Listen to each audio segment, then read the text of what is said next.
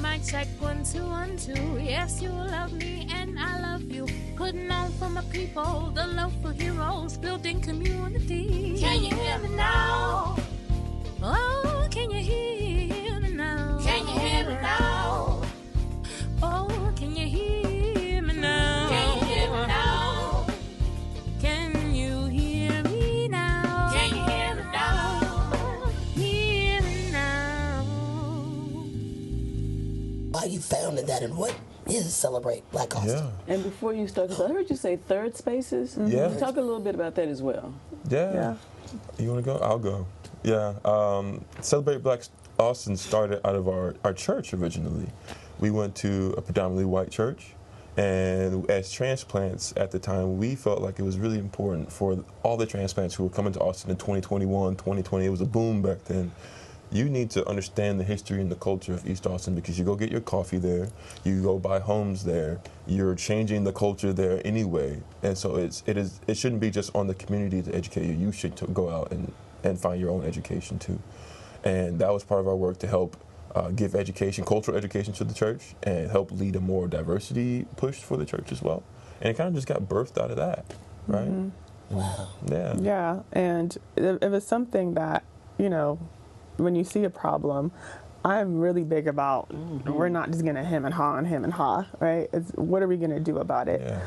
That's something I always tell Bryan. It's like, what are we going to do about it? And so we came here in August, and by February we were leading our first tour with the church. Yeah. And it really started out of I feel like God put us in a situation where it wasn't meant to happen, but it did. So Javier Wallace of Black Austin Tours, we initially reached out to him, say we have a church group, we'd love to do a tour, and he was out of town because he was getting his PhD at Duke. Okay. So Black Austin Tours was kind of shut down. Right. And me being the wife that I am, that loves to sign my husband up for things, I'm like, you can do a tour. I love it. Because every time we travel, he's basically my personal tour guide. I'm like, you're always yapping about historical monuments and historical this. Like, whether it's in New York, D.C., whether it's in New York, Japan. D.C., London. And so I'm like, you naturally do this. Yeah. And so I'm confident and that you're capable enough to do this here. Yeah. And so he got to work. He called Harrison Eppright, which is like the Black historian of Austin. He read books. I think I had bought him that book for your birthday, The Color of Law, that had a great piece about Austin. And so that's how it started. In the tour, it was just 30 people from our church that came out, and it was incredible. We learned so much. People were like, I come here all the time to buy my $12 coffee, and I never knew that. Or I bought a house the history, down the street. Yeah. Wow. Yeah. And so that was 2022, and now in 2025, we've gotten a grant from the city. We're doing 4 tours, and so it really has taken off and grown. We got support from Seminary of the Southwest, the school that I graduated from. Yeah. And so it really was this thing where you started, and people were so supportive, and then the city was so supportive, and now here we are. Yeah. The thing I love is what you said about you see a problem instead of just going, man, this is a problem, complaining. It's like, well, what can we do? Yeah. And I love that you guys saw something and did something about it. Mm-hmm. And look what, in 3 years, not even 3 years, within 4 years, this thing is taken off. Yeah. To God be the glory. Amen. And it birthed out of church. Yeah. Yes. And the church needed it. Yes. And so you find problems and you try to make a solution for it. Instead of being disheartened by it, like you try to make a difference. And, so, and I'm not going to go all religious, but that's Please what do. go ye therefore means, is get out of those 4 walls. Yeah. And you are in the world, but not of the world. And look what you're doing. Bringing education and light and love to this beautiful city. We're grateful for that. Thank you. Wow. Yeah. Thank you. I'm excited. Oh, yeah. I'm like, God, he's really doing what he's doing. He is. Talk about Third Spaces. Yeah. Third Spaces was kind of birthed out of her idea, too, to begin with. We were originally just going to call it Spaces. Spaces wasn't available on the Texas registry, so someone already had a company, just spaces.co, I think. Yeah, I think it was furniture or something. Yeah, it was furniture out of the DFW area. So we settled on Third Spaces, and the idea for Spaces already was to create spaces where people can be celebrated and be amplified and be honored, And so we settled on third spaces because third space is really outside of the home and outside of the work, a third place where you can find community, where you can find fellowship, where you can be amplified, poured into. And it's for the Black and brown community to really find a place where they can find another place for them outside of just home or work. You guys are third spaces. Yes. And we create third spaces. I am just now, my light bulb just went off. Yeah. I've seen your stuff. Like I've seen third spaces on some things. Yeah. Some events. Yeah. Probably. Yes. I'm like, who? That's you. It's us. Yes. We're low key. Yeah. Keep it low key. Love that. And it's funny, I was just talking with a group of women. We were saying when we were in Austin back in the 80s, we would go to Highland Mall. Okay, yeah. As kids, hang out. They had kids don't even know what an arcade is, but they had an arcade with games and music, and it was just a place, a third place for us to go besides school and home. Yeah. And we're saying we're missing that. Yes. There's no place, there's no third place for people to go. Yeah. And you guys are creating that opportunity here. Yes. And we especially wanted to do third spaces that were not just club spaces. Yeah. Yes. Because just hang out. there's a lot of places where you got to go buy a drink and you got to do this and you got to do that. And we like to say we're more edutainment. Oh, I like that. Because people already do that very well. Yeah, That's there's not- lots of entertainment spaces here in Austin, and they do a great job. Absolutely. But, like, are there spaces for wellness? Are there spaces for coming together to play? Are there spaces for coming together to brainstorm and think tank? Yeah. You know?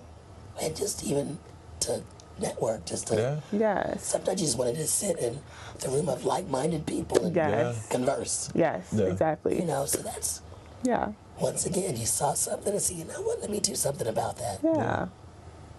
Yeah. I love y'all. Like, Thank you. this is giving me life, and I'm just praying that somebody will go, you know what, why not do something? Yes. That's honestly something that we're really passionate about. One, as Christians, right? Like God has put us on this earth for a purpose, and He has equipped you with gifts, and He has qualified you where you are not qualified. Yeah. And Say that again. He has qualified you where you were not qualified. And if I'm 27, he's 28, right? So Y'all in your 20s? we're Yes, ma'am. And so if at this age, which we always feel like imposters, but at the same time we know that this is what God has called us to do. Yeah. And so there are so many other people, no matter how old you are, right? Old or young, it's never too late, it's never too early. If you feel passionate about something, just start. You don't need to have all the things yet. You don't need all the resources. You just need to have the heart, and you just need to go. And the things will come. Yes. And the people will find you. Yeah, and you're right. When you have that heart thing, you step out there, you attract Exactly. that. It's that faith walk. Yes. And God's like, oh, I see you going. Guess what? I've already got these people. They're going to find you. Yes. I love that. Oh, my God, that just got me. And that's what this show is about. And we talk about this all the time as believers living out loud. Yes. Too many times we're inside those four walls. Yes. And we were kind of separated, and we're not out there in the streets. Yes. The church should be outside of the church. Yes. Right? The church exists inside of us. Inside of us. And We are the church. there's certain words that people, like, y'all know, when you start talking about church, I'll be like, the church is, we are the church. And so the individual. And so that's where it is. And so when you start looking at it like that, then it is that community that I'm surrounded with. So it's not me in the four walls. Right. It's me taking myself outside of the four walls and showing who God is through how I am. Amen. And so that's where that comes from. And I like the idea, like you say, you have those communities, or you build a space where you can do that, because not a lot of us understand it. And it's not like I am going to go out there and create a walk, because I already know y'all do it. But I am going to support and encourage what you do. And I think that's what we also need to understand. It's not, y'all are good at what you do. I just want to be able to support what you do. That's a good point, because a lot of our work also, we really try not to step on other people's toes who are doing great work. Like, we do this once a year. Javier Wallace does this all the time. Black Austin tours. And we make that distinction. Yeah. Everyone who comes to our tour or our events, like, hey, you should go support Javier. You should go support the other people who do great work, like Black Makers Market or AJC, Austin Justice Coalition. Whoever is doing great work, this is just some of the stuff we do. There's other organizations who do other great work who need your support as well. Yeah. And so, like, don't think this is just your one checkbox. Like, you should go listen to Javier's tour as well. So yes. Yeah. So tell us, when you're on, what encompasses the Celebrate Black Austin tour? Yeah, so this year, 2025, we have our tours portion of the day. Then we also have like the block festival portion. So the tours are in the morning, and what entails with that is we start at Kenny Dorham's backyard, right next to Victory Grill on East 11th, and that's like the heart and core of what is known to be Black Austin. Yeah. Right? And so I feel like that was the place where we should have always started. And so we start there. We then go to the Erdy Plaza that's right across the street. We talk about Mr. Charles E. Erdy. We talk about what he's done. And then we kind of also look back. You have a great backdrop of the Capitol building from the Erdy Plaza. Yeah. We talk a lot about the history of the first Black people to even be known in Texas, which goes all the way to the 1500s. We talk about who built the original Capitol buildings, which were slaves. We talk about then who built the current building, which were Black people from the convict leasing system. Like, we talk about the ingrainment of Black people building literally Austin from the ground up, just from the beginning to now as well. So, and then we go through East Austin. We go through Wesley United Methodist Church. We go to the Hamilton house that's on there where Thurgood Marshall stayed for the Human Marion Sweat case. We go to a couple other places. We go to the Carving Museum. We talk about all kinds of different things within the tour of talking about the ingrainment and the enriched culture of East Austin too. So. In this year's tour, because we go off the theme of the National Black History Month, so African Americans in labor, which, as he was mentioning, Black people building the Capitol, right? I feel like African Americans and labor are interwoven throughout all of America's history. We talk about it anyway, but this year we're going to go above and beyond and highlighting that. Like, everywhere, everything that you see has been because of the labor contributions of African Americans in labor. That's crazy. So my grandfather, my maternal grandfather, was a janitor or whatever, at that time, in the Capitol. And at one point, we had one of the original doorknobs that was in the building. Now, where it disappeared to, I cannot tell you. And those are the kinds of things that we lose. But that I wish we still had it. And it may turn up in a box because we still have stuff in boxes, but we had one of the original door plates and the knobs that were from the Capitol. Wow. But he was also honored, got that picture, because he worked there so long. And we don't see that, the importance of the labor market, the janitors, the maids, and the history that they know of this place. And their contributions to Exactly. When you were, what are some of the surprising things that you've learned along doing this tour? Honestly, there's so much. I think, like, we evolve our tour every year to, like, last year was African Americans in the arts. We learned a lot of about the people who were on the Chitlin circuit and more about Kenny Dorham and things like that. And so I think this year, like, it's more of understanding that East Austin has a wealth of culture, but also actual financial wealth that has been lost, that's been forgotten. We talk a lot about, at Wesley United, we talk about the people who lived in that neighborhood. Wesley United is one of the wealthiest Black neighborhoods at the time because they were one of the first churches to have an organ. And if you know anything about churches, organs are really expensive. And so that is something that we actually really harp on, is like Black Austin was not something that you think is impoverished. It had a lot of history of wealth. It had doctors, it had lawyers, it had business people, it had even artists who were doing great work, who made money for their families, who supported their families. And I think that is lost and that is forgotten for a lot of people like us who are transplants. You don't even think about it. So that's like one of the biggest things for me, is like people really should know that and believe that and trust that it's there, because it has been there. What kind of responses have you gotten from some of the patrons that have gone on the walk with you?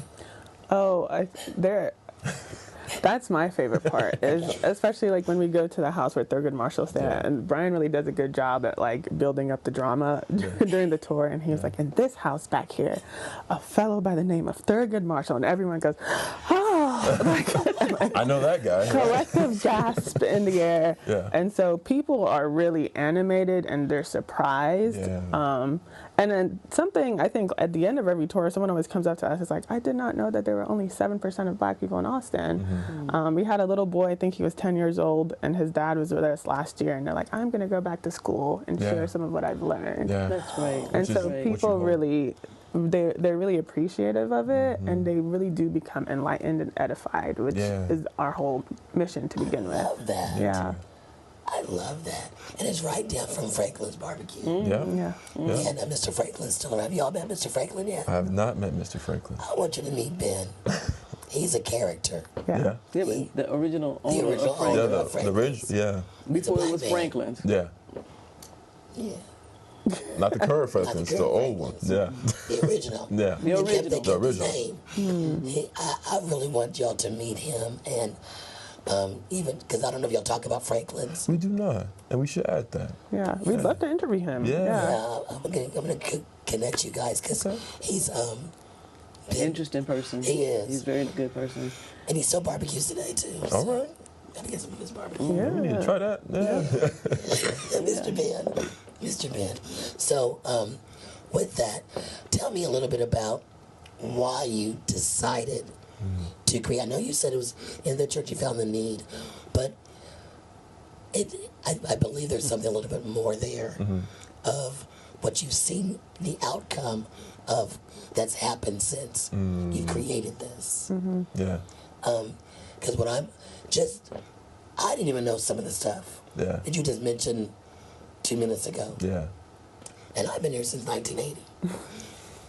And that tells you we didn't even get that in school. Yes. Yeah. You didn't get Texas history, Yeah. Real. real Yeah. Texas history. So I'm really grateful that y'all are doing this. And it's 2025. What are y'all seeing for the future with this? Yeah.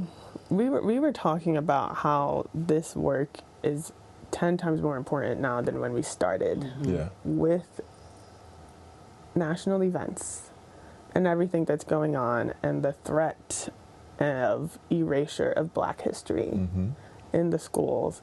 For me personally, as an immigrant, I didn't know about slavery when I came to this country, which is something a lot of Nigerian immigrants might not be forthcoming about because we don't learn about it. Because I tell people all the time, when the slave ships left the coast, our history continued. And that was one of colonization, genocide, and all the things. And so our history just carried on, and a lot of us had no idea. My sister went to school all through college in Nigeria, didn't know. And so I had to become an African American Studies minor in college before I learned all the things that I know now. Wait, so I'm trying to just digest for just a minute. Yeah. So in the African schools, Yes. where the colonizers came and got African people and took them away, that history. No. Wow. It's just, it's about whatever, the tribes, colonization. It's a country with what, 200 million people? Yeah. It's a lot of history there. There is. Like the Biafran Yeah. War. But I can understand that because you're looking at Yeah. It's hard to African believe, history though, right? versus African American history. Well, no, but I'm also. Yeah. But here's what the thing. It's not that they're not learning about it. It's for me. There's so much more history Yes. that we Americans who were pulled away are not connected to. Yes. And it's as if our history started as slaves. Yes, but it When didn't. really, It does not. there's a much richer Yes. history that we're not connected to. Yes. And that they don't focus on that aspect, but it's focused. That's why I'm just like, Yeah. I want to learn even more about African Yeah. history. I may not know the tribe I came from, Yeah. but there's so much more history from my people that I can pull from. Yes. It starts back, I think, we get so, we're boxed in. And so we don't think from a worldview. Americans don't That is think. Americans. Yeah, that it's an American thing. That is a societal culture. Yes. Well, I did say we. We're not, Yeah, you did. Okay. Yeah. We don't. We're not. Number one, we don't expose ourselves because of a system that's in place. Then we don't have this worldview. Yeah. And until you gain some of that understanding that the world is bigger than America. Yeah. Because for whatever reason, America thinks it's bigger than everywhere else. but more educated and more whatever, and so we have this very narrow view of what the world really is. Yes. And we don't understand either that African people existed around the world, not just in Africa and America. Yeah. I mean, we just don't see it. Yeah. And I think I was. I'm thankful because part of what I did, especially when you start talking about therapy or counseling, was beginning to understand it because I took a lot of cultural classes based around that. And so I had books, need still trying to figure out what they are. They came before Columbus. Yeah. There's a lot of writers that tell you that African people were some of the first people that sailed the world. Yeah. We don't know that. So where did we land? If we were going around the world in boats, where did we go? And so we don't see that. We just think that, again, if you don't, we don't even give the American Indians the credit that they, why are we going to give anybody else that credit? And you have to think about how a lot of African culture was oral. It's oral history. Yes, it's oral so it's not written down. Right. And so therefore you have to really go through all these paths to find it. Well, and I think by design, that's why we were separated, because that is something that we do. We sit at a circle with a group of people sharing stories, telling history. You're from this to this to this. You know who you are. There's a connection to a lineage, to a line. You're the father of so-and-so, the son of, and when over in the United States, it's been, or I didn't even say Western culture, is very me, I, mine. And I think we've bought into that aspect, but I'm grateful now that people are starting to go, let me do some searching. Yes. Yeah. Let me ask. Let me find out. So this is actually a really good time. Yes. Like, I'm excited, like on social media now. I like TikTok and all that too. But now there's so much more stories out of the mouths of people that you're able to see firsthand and hear. Like, when we were growing up, I was always told Africa was this impoverished. You saw the kids with the big bellies, and like there's no hope. You gotta send your money. That's not true. That's not true. That's not true. No, Africa is a very... It's more than that. Yes. Yes, and just... It's a lot. I really want to go. Like, that's one of my things to go. And to answer your question about the future, it's like we're really passionate about like continuing to make this stuff accessible, right? Like preserving the legacy, knowing that one day we'll have children from, who are really African American. Yeah, both sides. And having to like teach them, like, you have a rich culture from different parts of the world. And even though the country might try to ban it or remove it from the schools, you're going to know it. Yes. And you're going to know it so much that you can also share that information. Yes. Like, you're going to be able to go back to Nigeria and come back to St. Louis and wherever and know who you are, know where you're from, know what you're about, know your legacy, and know the contributions of your people.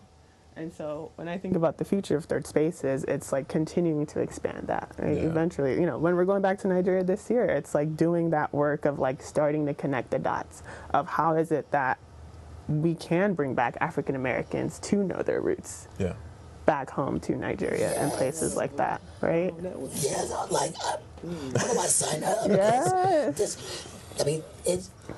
And it doesn't mean or diminish anybody else's culture. That's what's so crazy about this. It's as if this is a threat for us to know our history and understand and connect. It's not that. It's an opportunity for me to... It's a right. Yes. Yeah, it's your human birthright. I love that, yes. Yeah. But the bigger you open, the more you have an open mind to learn certain things, the more you can become. Mm-hmm. And we don't think about that. It's like when you close-minded and you don't think of the world as a bigger space, then you close yourself off to what's true, what's relatable, the stories and all the nine. You close yourself off to a lot of things. We don't understand. What is the Bible?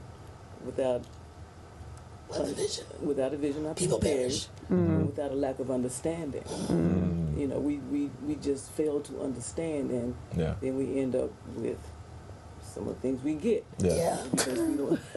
So I'm going to leave it like that. But that's why we lose so much of who we are, not just as people of color, but people, period. Humanity is lost because we close-minded. And we do have this I syndrome instead of we. Yeah.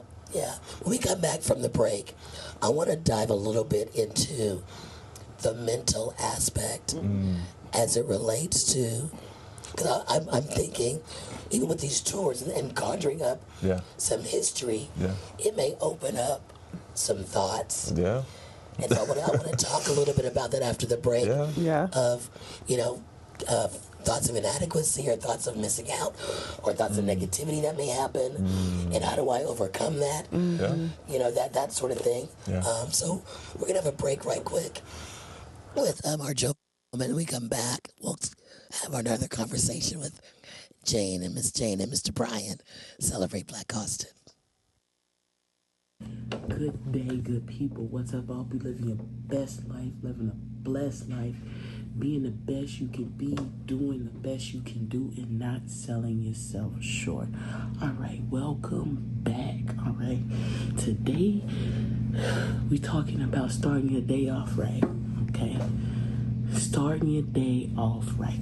I am a victim of that today, of not starting my day off, so therefore it let my emotional state come into play as a factor. So it's a couple of things that I have not done. Really, the main thing is I have not gone to the store. Okay, I have not made time to go to the store, but that's going to change today. I have to get to the store in order to set my mornings up efficiently, and so that way the rest of my day can fall in line the way that it needs to. That doesn't mean that I stop on the goal for today or I stop pushing and persevering for today, but what that does mean is there are other adjustments that have to be made. So don't beat yourself up when you don't start your day off right, and then you'll let that emotional eating come in, because I sure enough stopped at Whataburger this morning, got a whole breakfast burger. If y'all ain't never had a breakfast burger from Whataburger, go ahead and try it out for your life, but it's not beneficial, it's not fruitful at all whatsoever. But had I went to the store, I had everything else in place. So sometimes you just need to make sure that you take those extra steps to push through. But hey, it's okay. But remember that. So tomorrow or whenever you see this, you just wake up. Right? I say this all the time. Wake up. Be the best you can be. Do the best you can do, and don't sell yourself short. Okay? I'm pausing to let that sink in for a second, okay? But hey, y'all, continue on with me on this journey as, I push through and learn and hopefully provide you with encouragement as well for whatever your journey may be, to know that it is filled with highs and lows, but as long as you stick on the course and keep the goal in mind, that allows you to make the right choices and the right decisions, you know, down the line to benefit yourselves. Because if you want to be about the change, then you have to be the change, right? So there's a quote, I don't know who it came from, but the quote says, if you're not changing, you're choosing. So the choice that I am making is to change, so that way I'm not making a choice to stay in the same spot and not develop and grow and take better care of myself and be a better steward over my body that God has given me and the life that God has allowed me to have. So, hey, y'all, take that. I'll see you when I see you. DEXA scan video is still coming. I just wanted to go ahead and walk through this really quickly and really briefly on today. All right, peace out, one love, Jesus Christ. Remember that, all right? Click that notification bell, click that subscribe button. You know, I usually don't say all of that, but go ahead and do it. Stick with me on this journey, and together we'll grow. All right. Wow. When I started drinking warm water to help me lose weight. We are back. And I do drink warm water. Thank you very much. So we were talking about, you know, now that I have this information, you know, there's a saying, you know better, you do better, and all that. But then sometimes too much information can invoke fear and negativity. How do we deal with that, or what have you seen? Yeah, I can speak for myself. Yeah.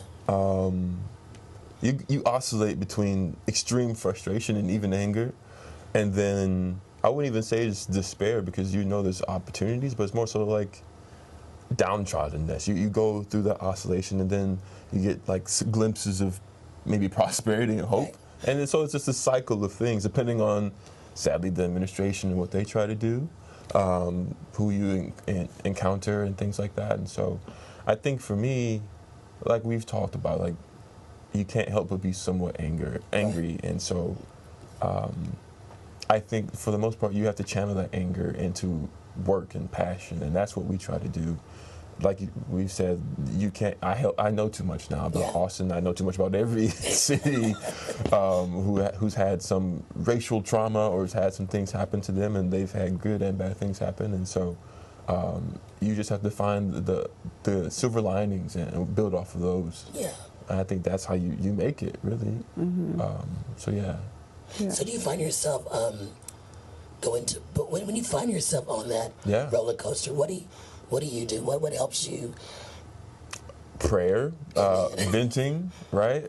Going back to reading more. And that's the weird thing, because it's almost like a trauma response, right? Where you're already angry about what you know, but you go back to learn more. I think because for me, I find it so fascinating. Yeah. Because the more I read, the more I learn about history. I tie culture into everything now. Yes. And so you learn how like the cultures evolved with the history and the events that kind of marked through the timeline. And so I really like learning, like, maybe that's why the culture is that way, because that happened at that time. There's a reason behind it. There's always a reason. You start to peel back the layers. And Miss Vicki and my wife, like, they talk a lot through their mental health work. You can just peel back the layers and really learn more, and you get to the core of, like, why things are the way they are. Yeah. And that is really where you find true inspiration, but true knowledge about what's going on, too. And I love that. And that just dovetails right into what you do. Kind of walk us through that, the healing part of the process, especially when you get this type of information about your culture, your race, all of those things might be internalizing for you. Yeah, it can be triggering, honestly. And, you know, even earlier when we were talking about how Black men weren't allowed to be in the home, like I noticed my body like get angry. And number one, breathing through it. This wonderful book that I read and that I share some of the bits on the tour, My Grandmother's Hands by Resmaa Menakem, essentially his theory is that a lot of division that is still happening today by whites, by blacks, by cops is because people don't sit with the tension. They don't sit with the discomfort. They don't sit with the guilt. And they suppress, and immediately like their lizard brain is like, nope, I'd rather not deal. I'd rather be in denial. I'd rather distract. But when we sit through it, when we process it, when we breathe through it, there was a study, and I'm so bad at like quoting the source, but I can send it to you, where it showed it was children. I think they were like Jewish children or Israeli children. And it showed them like a picture of, their enemy. And they had them breathe for like a set amount of time. And then they came back and like some of that tension that they had was gone. Wow. And so just from breathing. Just from taking the time to regulate your body. I feel like if there's anything that as a therapist I can share to anyone is learn how to self-regulate.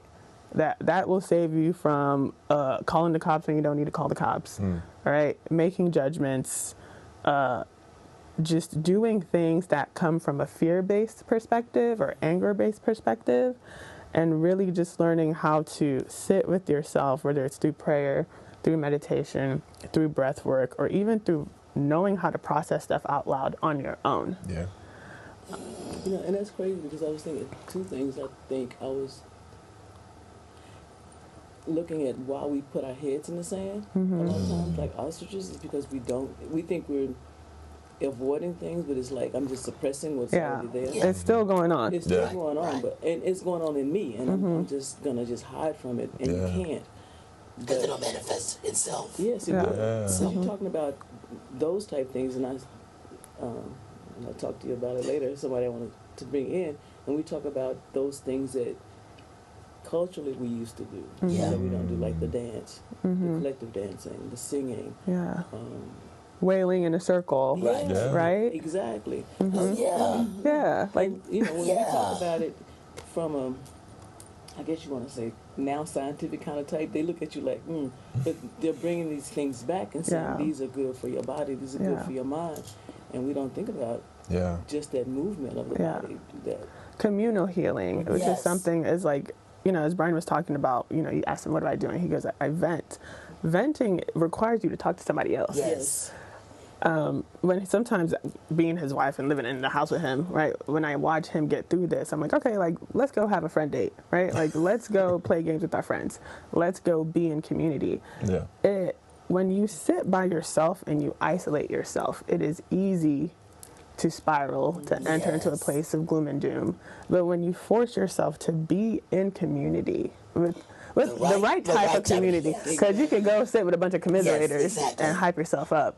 But the right type of community, people who bring you joy, people who energize you, people who remind you that the work that you're doing is important, people who remind you that you are being impactful. And then when you also connect to God, right, who is like, I didn't say you wasn't going to suffer. That's right. Right? That's right. But I gave you a comforter. But I give you a comfort and know that the work that you're doing is not in vain. That's right. It really requires you to, I don't want to be grim, but die to yourself. Yeah. Because then it's me. I'm so upset. I'm so this. I'm so that. Woe is me. But it's not about you. Yeah. At the end of the day, right? Yeah. Yes. It's not about you. It's not about you. So all you can do is make sure that you're good. Yeah. So if I need to learn how to do, diaphragm breathing, if I need to go to therapy, if I need to talk to a friend, I'm going to do that so I can make sure that I'm always continuing to do the work that I'm sent to do. And see, that means I got to take accountability. Yes. And responsibility for my life. And many times we're in this space when we don't know what we want to do. We can feel like, well, they did this to me. Yeah. I'm a victim. Yes. And therefore I don't have to deal with it because they did it. Yes. But that's still not the healthy, no. And you're not even giving yourself an opportunity to really live your best life. Yes. But as long as I can blame it on somebody else, then I'm not going to take action for myself. Yeah. Right. Because I get helpless in that situation. Knowing that if I become accountable for my own stuff, then I can take action. Right. Right. But a lot of times, for whatever reason, like, we don't want to do that. Yeah. And also with that, some people will say, well, that's not fair. Yeah. Why do I have to? Yeah. Well, life is not fair. I'm sorry, y'all. Life ain't Unfortunately. fair. It's just not. Yeah. And so, but what you can't control is you. Yeah. And you'll sometimes be like, oh, you're so happy. Why can you be? Well, it's a mind thing. Because what's the other choice? I mean, I could choose to be. Yeah. What other choice do I have? Yeah. But I don't want to live like that. I mean, I don't want to be negative and bitter. down Nancy. What's the point of life at that point, right? Yeah. Absolutely. Yeah. And we're not saying don't hurt. Right.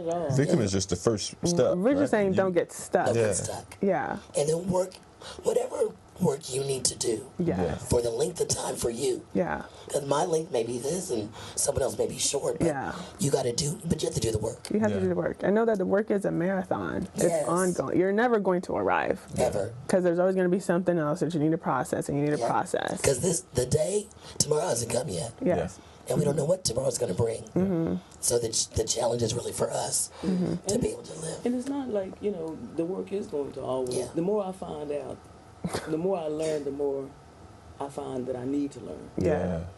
And it's not just a need, it's a want. Mm-hmm. And that for me is kind of what drives me.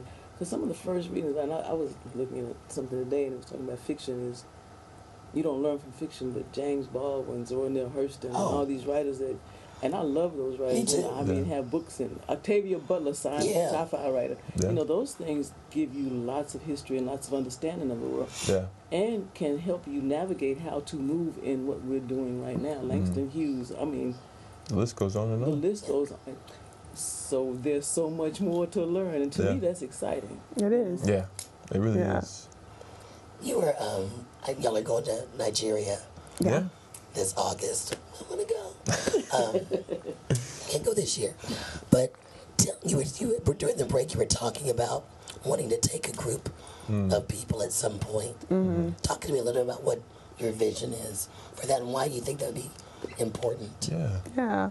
So I actually have a colleague who's taking a group back soon in June. Her name's Dr. Jasmine. She's also a therapist. And I think more people are starting to go back. You have the year of return that just happened. Mostly right now, people know Nigeria as the hub of Dirty December. Which is like a party month. Which is like a party month. There's a place where you come and you have a great time. Yeah. But again... And Ghana, too. There's enough of people doing that, and so we don't have to do that. Yeah. I've always just been really passionate. Ever since I came to America, I would have people, especially African Americans, ask me, tell me about Nigeria. Like, did you live in a hut? Did you have a pet lion? Did you guys wear clothes? And I'm like, oh my goodness, there is so much misinformation here. No, I lived in a house. Yes, I had plumbing. Like, no, I didn't have a pet lion. Yes, I had cars. And if anything, I wasn't never angry. I was just kind of confused. Also, you're a child. You're just like, whatever. But it showed me from an early age, like, there's so much people don't know. Mm-hmm. And wouldn't it be so beautiful to get to bring them back to their roots and show them, like, this is where you come from. When Bryan and I did our traditional marriage 2 years ago, I got to take him and his family back. Yeah. And being there, once you step off the plane and you're back home in Africa and you realize you are the representation, there's no feeling like it. You're on the billboards, you're on the commercials. Everything was made for you because everyone looks like you. Can you imagine what that feels like to know that you are the person that everything was curated for? You're not a minority. Yeah. You are the person. There's this weight that gets lifted off your shoulders. I just got chills. Yeah, right? I can't even, I'm getting emotional. I can't even imagine that. Yeah. It just, that's... It's something that I would love for every African American to experience. Yeah. Like, it's your birthright. It's funny, when you were talking, I remember flying into DCA for the first time. Yeah. And it was nothing but black people. And I was just like, wait, what? Yeah. It's us. So I can imagine a whole country. Yes. And what that would feel like. Yes. It's light. It's beautiful. And if someone looks at you crazy, it's not because they don't like you because you're black. It's because they just don't like you. Like, how beautiful is it to not be liked, not because of my skin color, right? It's because you just don't like how I look today. Right? That's fine. Yeah. And you're just like, okay, cool. And everyone there is, it's a communal, we're a collectivist nation. Okay. Mm-hmm. Collectivism.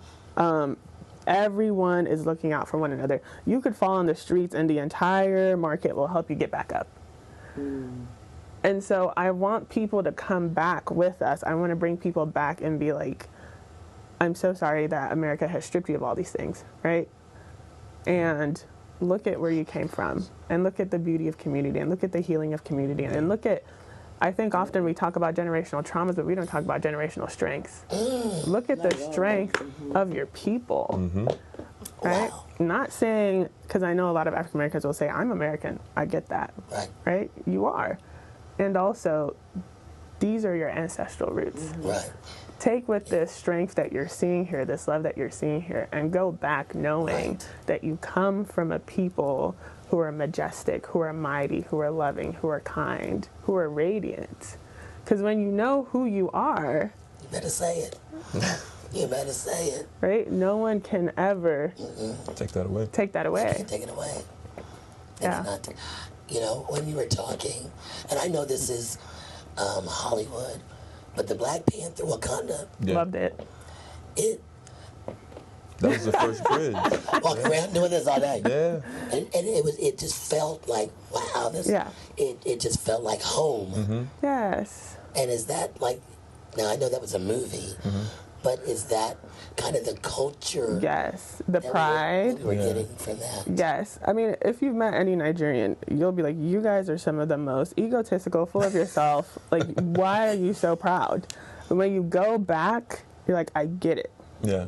It makes sense. Yeah. Why wouldn't you be that proud?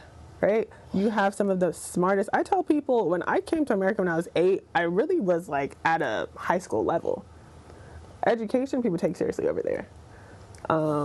Responsibility, family, respect, people take seriously over there. There's a deep-rooted sense of like village mindset. Honor. And so when you have that, and when you've been also poured into, like as a child growing up, it was always, you're going to do great things. There's nothing in this world you can't accomplish. Even as a young girl, you are born to be the greatest person that ever lived. You will make an impact on this world. That's how people talk to their children over there. Really? There's no, you have to be careful how you move around, because no, you are that person and you're going to do that thing. Yeah. And so when I walk with confidence, it's not because I think I'm all that in a bag of chips. It's because this is generations of strength and love that's been poured into me. Because again, we know who we are. We know what we're capable of. Wow. And so, and this is something that I told Bryan I'm so passionate about. I was like, unfortunately, Nigerians have come to this country, and I'm not afraid to say it, have turned their nose up at African Americans, right?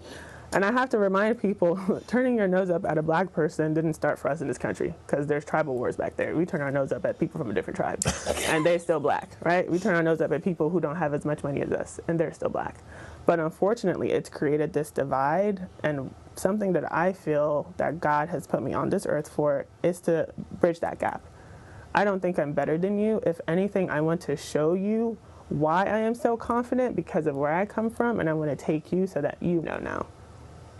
To whom much is given, yes. Much is required. Exactly. Yeah. And I'm sitting here next to you, and I'm just receiving. Are you good? I'm just receiving. Oh, good. There's a confidence that you have as you were speaking, and this pride of your heritage that just comes out, and it's welcoming. Yeah. It's not an elitist. Yeah. But it's just like, let me just share with you. Yes. You know, come. Yes. Come and receive. Yes. Come and meet a man. Yes. It's that same. See, I got goosebumps again. Yes. It's that same energy. That's just.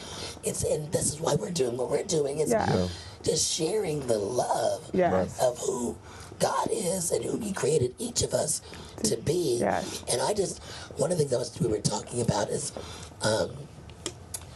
being connected to the earth and taking care of the earth. Now, is that a cultural thing that Africans, that Nigerians have as well? Like, in what way? So we look at being grounded, being paying attention to the air that we're breathing, and taking care of the way we do our crops, the way we take care of the animals. It's from I recognize this is bringing me food. I recognize versus this is a capitalistic. So from that perspective, there's a respect. There's an appreciation. Exactly. That is 100%. We just had my mom here for our graduation in May, and we were driving back somewhere, and I was like, look at the moon, Mom, it's a full moon. And she goes, I remember like growing up in the village when the moon would light up the entire town. That was the only light that we had. And she's like, no, there's all these city lights, you can't even appreciate the moon anymore. And so I remember growing up, for me as a child, like something as simple as the breeze, because Nigeria is hot. Hotter than Texas? Yes. Oh. Humid. Yeah. Oh. Very humid. And at nighttime, we'd open up the windows and, you know, sweet breeze. That's what we call it. Feel this sweet breeze. Feel the sun. Look at the moon. There's songs we sing about the moon. We're not worshiping the moon, you know, we're still Christians. But just like I see the moon sees me, God bless the moon and God bless me. Just like things of nature. What about Anansi? The spider. A spider. Anansi, the trickster. Is that a real culture? Like folk tales. Folk tales. Yeah. That's something that's a huge part of our culture. It is. It's just sharing folk tales. Yeah. Okay. But it's like, again, something that makes you appreciate nature. You're not scared of it. Right. Right? It's just like telling these stories. You're sitting around the fire with your family and you're just sharing these stories. And then the kids remember it, and it's like a huge part of your childhood. It's a huge part of your culture. Because back then also, you know, there's no TV, there's not all this stuff. So your entertainment was each other. Yeah. Which makes sense. Yeah. It steps back to community. Yeah, I mean, for us, playing it, tag, you're it. Yeah. Well, tag, you're it. On the outside the church doing hopscotch and jumping rope and all the nine. All that. Because we did that outside. Yeah, we did. Yeah, we don't really go outside anymore. Our generation, especially even Gen Zs now. The Gen Alphas, my sister's kids. Yeah. Them iPad kids. Oh, yeah. iPad kids is something different, right? Which brings us back to this walking tour. Yeah. I love that we're outside. Yes. And you're in the elements, but you're actually getting the history at the same time. Yeah. And what I could appreciate, like as you're talking, I'm thinking people walk those same streets. Yeah. So it's like you're walking the trail of our ancestors before us, hearing their stories and imagining their voice. I mean, it just makes it, there's a connection there. Most definitely. I still think of, like, sometimes when I walk the tour, I imagine the buildings that aren't there anymore. And I remember there's a post office when you turn off of East 11th onto Rosewood.